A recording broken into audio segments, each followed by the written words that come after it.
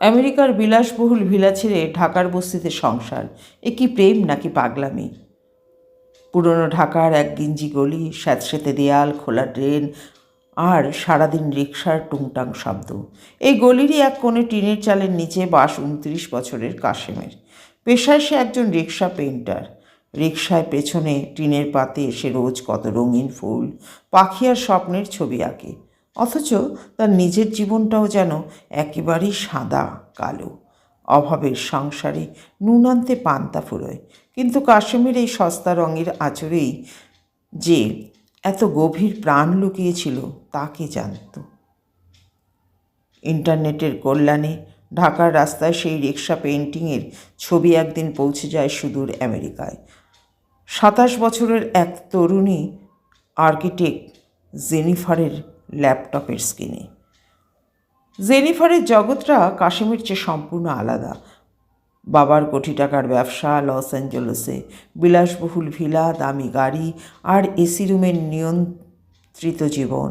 কিন্তু কাঁচের দেওয়াল ঘেরা সেই জীবনটা ছিল বড় বেশি যান্ত্রিক, বড় বেশি একাকী। কাশেমের আঁকা ছবিগুলোর কাঁচা রং আর অদ্ভুত এক বুনো স্বাধীনতা জেনিফারকে আটকে ফেলল। সোশ্যাল মিডিয়া ঘেঁটে সে কাশেমকে খুঁজে বের করে। শুরুতে শুধু শিল্প নিয়ে কথা, ভাঙা ভাঙা ইংরেজি আর গুগল ট্রান্সলেটের সাহায্যে। কিন্তু মনের ভাষা বুঝতে কি আর ব্যাকরণ লাগে? রাতের পর রাত চ্যাট বক্সে কথা বলতে বলতে জেনিফার কখন যে পুরনো ঢাকায় এই খেটে খাওয়া সাদাসিধে যুবকটির প্রেমে পড়ে গেল তা সে নিজেও টের পায়নি। কিন্তু গল্পটার রূপকথার মতো সহজ ছিল না। একদিন সবাইকে স্তব্ধ করে দিয়ে জেনিফার সত্যি সত্যি ঢাকার সেই চিপা গলিতে এসে হাজির হলো। কাশেমের তো নিজের চোখকেই বিশ্বাস হচ্ছিল না। আনন্দে বুকটা ভরে যাওয়ার বদলে অজানা এক আতঙ্কে তার হাত পা ঠান্ডা হয়ে এলো। সে ভাবল, রাজকন্যা কি আমার এই ভাঙা ঘরে টিকতে পারবে? আমার তো জমানো কোনো টাকা নেই, আমি তাকে ডাল ভাত ছাড়া কী খাওয়াবো? জেনিফারকে ওই পরিবেশ দেখে এলাকার মানুষেরা ফিসফিসিয়ে হাসাহাসি করতে শুরু করলো।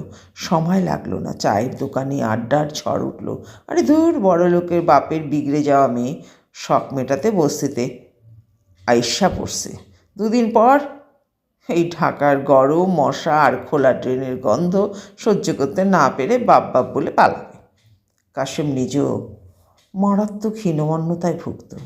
জেনিফার যখন তার রিকশায় বা টুলের পাশে এসে বসত, কাশেম লজ্জায় গুটিয়ে যেত। তার মনে হতো, আমার গায়ের এই ঘামের গন্ধ, এই সস্তা রঙের গন্ধ কি জেনিফারের নাকে লাগছে? ওর গায়ে তো কত দামি পারফিউম। নিজেকে খুব ছোট মনে হতো তার। মনে হতো একটা নিষ্পাপ মেয়েকে সে হয়তো ভুল বুঝিয়ে নরকে টেনে এনেছে। ওদিকে জেনিফারের লড়াইটা ছিল আরও ভয়ঙ্কর। ঢাকার ওই ভ্যাপসা গরম, লোডশেডিং, মশার কামড়ের চামড়া লাল হয়ে যাওয়া আর অপরিচ্ছন্ন টয়লেট সব কিছু তার জন্য ছিল আক্ষরিক অর্থেই নরক তুল্য। প্রথম কয়েকদিন সে ঠিকমতো ঘুমোতেই পারেনি। তার উপর আমেরিকা থেকে বাবার ক্রমাগত হুমকি, তুমি যদি ওই বস্তির ছোটলোক ছেলেটাকে বিয়ে করো, তোমাকে আমি চিরতরের জন্য ত্যায্য করব। তোমার সব bank account, credit card block করে দেওয়া হলো আজ থেকে। একদিকে শূন্য পকেট, অন্যদিকে অসহ্য গরম আর শারীরিক কষ্ট। জেনিফার হয়তো সত্যিই ভেঙে পড়তো বা ফিরে যেত। কিন্তু টার্নিং পয়েন্টটা এলো এক বর্ষার রাতে। টিনের চালে সেদিন ঝমঝম করে বৃষ্টি পড়ল। ঘরে কারেন্ট নেই। জেনিফার গরমে ছটফট করছিল। কাশেম সারা রাত না ঘুমিয়ে তাকে তালপাতার পাখা দিয়ে তাকে বাতাস করে গেল, যাতে মেয়েটা একটু শান্তিতে ঘুমোতে পারে।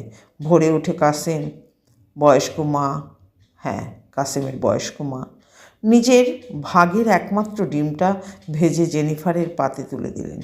জেনিফারের চোখ ভিজে গেল। সে ছোটবেলায় মাকে হারিয়েছে। বাবার কোটি টাকার ভিলা তাকে অনেক কিছু দিয়েছে, কিন্তু এমন নিঃস্বার্থ মায়া আর নিরফতা, হ্যাঁ মায়া আর এই নির্ভরা তার কখনো দেয়নি। সে বুঝল, সুখ আসলে দামি এসি বা দালান কোঠায় থাকে না, থাকে মানুষের বুকের ভেতর। জেনিফার সিদ্ধান্ত নিল সে আর আমেরিকায় ফিরবে না। বাবার অগাধ সম্পত্তি আর উত্তরাধিকার সে হাসি মুখে প্রত্যাখ্যান করলো। সে কাশেমের হাত শক্ত করে ধরে বলল, আমি কোথাও যাব না। তোমার রং আর আমার ডিজাইন দিয়ে আমরা এই জায়গাটাকে পাল্টে দেব। জেনিফার তার আর্কিটেকচারাল জ্ঞান কাজে লাগালো। বস্তিবাসীদের জন্য খুব কম খরচে বাঁশ, টিন আর প্লাস্টিক বোতল দিয়ে পরিবেশ বান্ধব ও আলো বাতাসপূর্ণ ঘর বানানোর নকশা তৈরি করলো। কাশেম সেই ঘরগুলোর গায়ে এঁকে দিল তার স্বপ্নের রং। বস্তির মানুষ যারা একদিন তাদের নিয়ে হাসাহাসি করেছিল, তারাই অবাক হয়ে দেখলো এই ভিনদেশি মেয়েটা শুধু কাশেমকেই ভালোবাসেনি, তাদের সবাইকে আপন করে নিয়েছে। অবশেষে সমাজের সব টিটকারি আর অর্থনৈতিক বৈষম্যের বিশাল দেওয়াল ভেঙে তারা বিয়ে করলো। তাদের বিয়েতে কোনো 5 স্টার হোটেলে বাফেট ছিল না কোনো দামি স্যান্ডেলিয়র। ছিল বস্তির মানুষের রান্না করা বিরিয়ানি আর শত শত খেটে খাওয়া মানুষের খাঁটি দোয়া। জেনিফা এখন অনায়াসে শাড়ি পরে, বেশ গুছিয়ে বাংলা বলে এবং কাসেমের সাথে বসে রিক্সা পেন্টিংয়ের নতুন নতুন ডিজাইন করে। তারা প্রমাণ করলো ভালোবাসা আর সম্মান থাকলে বিলাসবহুল ভিলার চেয়ে টিনের চালের সংসার অনেক বেশি সুখের হতে পারে। লোকে যাকে একদিন পাগলামি বলেছিল, সেটাই আজ তাদের জীবনে পরম শান্তি।